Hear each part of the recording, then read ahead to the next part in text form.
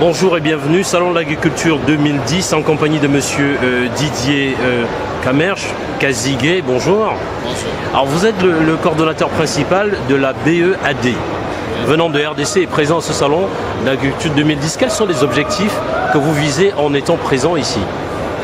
Oui, comme vous l'avez dit, nous sommes une association congolaise, le Bureau d'études et d'action pour le développement. C'est notre 3e année d'existence. Nous sommes spécialement engagés dans l'encadrement paysan pour contribuer au développement de notre pays. Et nous utilisons l'agriculture comme moteur de développement pour générer des ressources nécessaires qui doivent accompagner les communautés locales dans leur élan dans le développement. Et nous avons entendu parler du Salon international de l'agriculture. Nous avons d'abord commencé par ouvrir une représentation ici en France. Et lorsque le programme du salon a été lancé, nous avons demandé à notre représentation de France, qui est représentée par M. Ange Luzolo, de nous faire inscrire au Salon international de l'agriculture. En venant ici au salon, nous sommes venus présenter le produit du Congo, les cultures spécifiques du Congo, comme le prune, comme les mangoustans, et présenter notre stratégie utilisée dans le cadre du développement des communautés locales en Afrique. Et au-delà de ce que nous amenons comme présentation, nous saisissons sur l'opportunité pour avoir l'expérience d'autres pays, parce que plusieurs pays sont présents sur ce salon, avoir leur expérience. Et deuxièmement, avoir aussi des contacts avec des investisseurs qui sont intéressés par le Congo. Voilà un peu en résumé les grandes lignes de notre présence ici au Salon de l'Agriculture. Alors vous parlez de la présence d'autres pays en termes d'expertise et d'expérience. Est-ce que ces pays concernent ceux de l'Afrique subsaharienne ou alors les pays européens? Si oui, lesquels plus précisément? Oui, il y a des pays africains comme le Nigeria. Nous avons été en contact avec eux, le Sénégal. Il y a des associations précisément.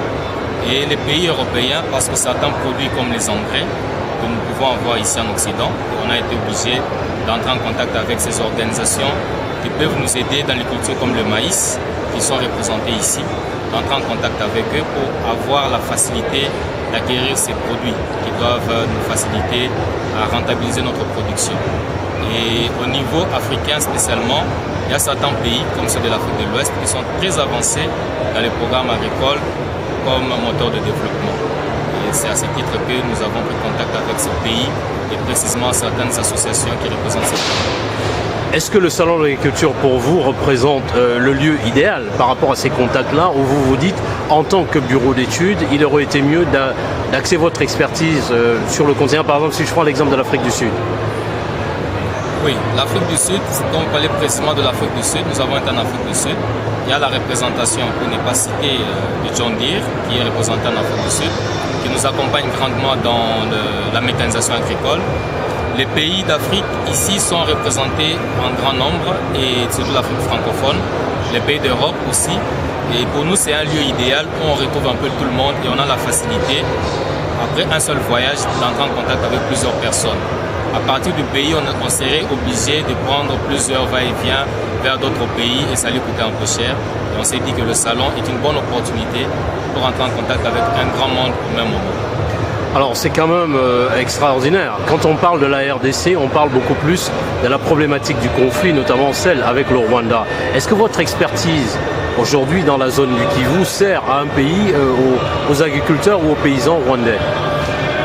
Oui, l'est du pays, où nous avons le voisinage du Rwanda, est une partie assez particulière, c'est une partie très fertile. Et en temps de conflit, l'agriculture ne peut pas servir de moteur de développement. Les populations locales qui vivent d'agriculture vont souffrir de malnutrition parce qu'elles ne savent pas faire cette agriculture. Et le Rwanda, comme vous parlez du Rwanda, nous pensons que les choses se normalisent.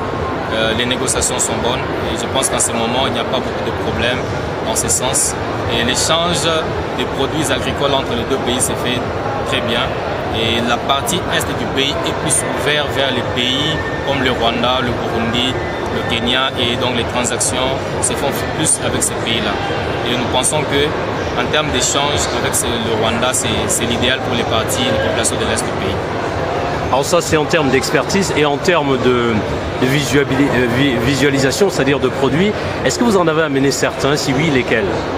Oui, nous avons amené une bonne gamme de produits congolais. Nous avons amené des maracujas. Nous avons amené les maracujas de l'Est qui sont bruns, les maracujas de l'Ouest du pays qui sont verts. Nous avons amené des bananes du Kivu montagneux, des petites bananes.